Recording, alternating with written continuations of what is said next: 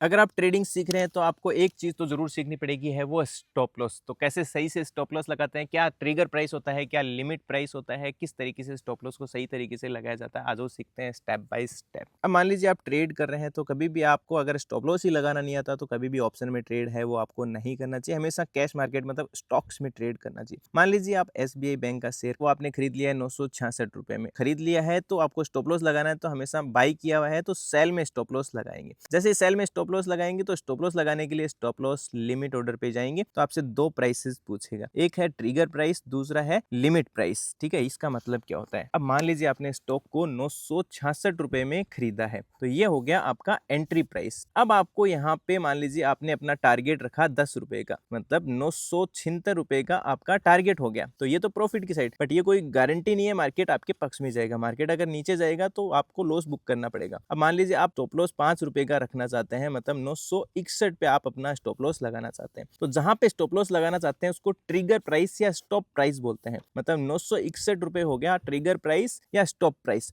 But ये कोई guarantee थोड़ी है कि मार्केट अगर 962 पे आया और यहाँ से सीधा जंप करके 960 पे आ गया तो आपका स्टॉप लॉस ट्रिगर ही नहीं होगा। क्यों? क्योंकि 961 तो आया ही नहीं प्राइस और ऐसा जंप हो जाता है। इसलिए आप बोलेंगे भैया 959 तो आएगा, 958 तो आएगा, 957 तो आएगा, 956 तो आएगा, तो आप यहाँ पे लिमिट प्राइस डाल देंगे 955। मतलब 961 से 955 के बीच जो भी प्राइस मिलेगा वहां पे आपका SL हिट हो जाएगा। 99% टाइम पे आपका स्टॉप लॉस जहां पे आपने 961 लगाया वहीं पे हिट होगा। कुछ चांसेस होते हैं जहां पे इस प्राइस के बीच में हिट हो जाता है अगर प्राइस जंप कर जाता है। इस तरीके से आप ट्रिगर प्राइस और लिमिट प्राइस को समझ जाते हैं तो बहुत ही अच्छे से सही तरीके से स्टॉप लॉस लगा के ट्रेड कर सकते हैं। Thank you.